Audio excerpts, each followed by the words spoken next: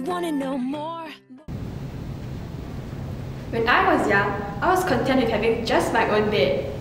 Having a television set was a luxury, and if you had one, all the neighbors would gather in your house just to watch television, in black and white.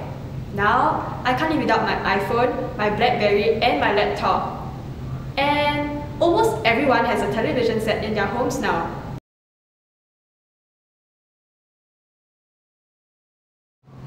In a short span of 50 years, Asia's economy has progressed rapidly.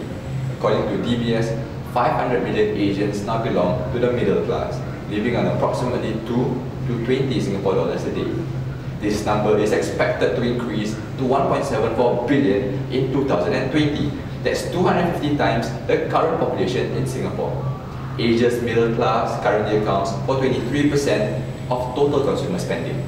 This number is expected to rise to 42% in 2020, just 8 years from now. The growth of the middle class has led to increasing prevalence of consumerism in Asia, a key factor that has been driving the Asian economy. Consumerism has led to the growth of the Asian economy. If sustained, Asia's prominence in the global economy is here to stay. Consumerism is when everyone is caught up with possessing more. The newer, the better. 50%! Consumerism creates an opportunity for growth in the Asian economy. This is due to a growing middle class with increased spending power. In other words, if you spend more, you put more money into the economy, and this leads to growth. If this continues, the predictions of the Asian century, where Asian countries make up more than half of the total global output, will come true. In a survey done by PwC, nearly half of APEC business leaders see the increase in spending power as a key factor for growth in the Asian economy. However, this has also led to a depletion of resources. For instance, the depletion of coal reserves.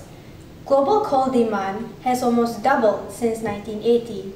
This is driven by an increase in use in Asia, where demand has shot up by 400% between 1980 and 2010.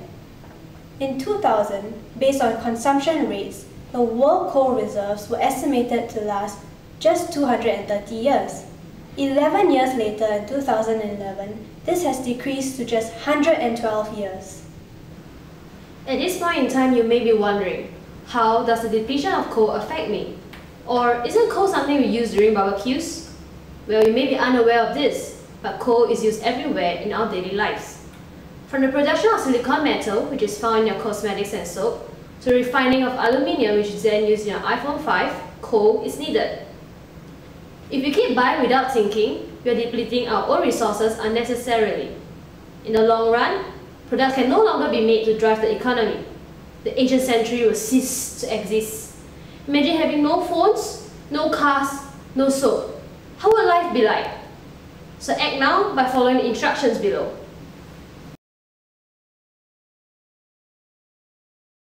Step 1. We could start by recreating old items into new items. By reusing things we no longer want or need, we are minimizing wastage and depletion of resources. For instance, leftover cardboard, old magazines, and rough paper can be converted into a beautifully made notebook. In this way, you save money and you get a notebook that cannot be bought anywhere else. Your notebook's so nice. Where do you buy it? I made it. But I want one too. It's simple. If you're feeling uninspired, you can always log on to websites like Martha Stewart's craft blog. There, they have step-by-step tutorials that teach you to make environmentally friendly craft out of old unwanted items. For example, an old shirt can be transformed into a new bag. When you tap into your own personal reservoir of creative juices, old unwanted items can be made into fantastic personalized products. At the same time, resources can be conserved. All of us want things that others don't have, so why not make it yourself? Step 2. Think before you buy. All you have to do to reduce the adverse effects of consumerism on the environment is to ask yourself 3 simple questions. Question number 1. Is it made from recycled, recyclable, or renewable materials? Question number 2. Can you buy a similar item that has less packaging made by a socially conscious company? Question number 3. Do you really need it? If your answer to all 3 questions is yes, then you have mastered the art of being a conscious consumer. I'm sure we all want to continue living in the Asian century. Can you imagine reverting back to writing letters instead of text messaging?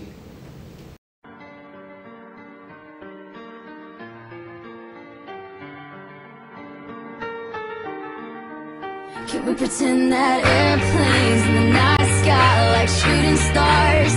I could really use a wish right now, wish right now, wish right now. Can we pretend that airplanes in the night sky like shooting stars? In order for Asia to continue to prosper and for us to maintain our comfortable lifestyles, we have to start practicing conscious consumerism today. And there's no better time to start than now. So, Will you join us and practice conscious consumerism today?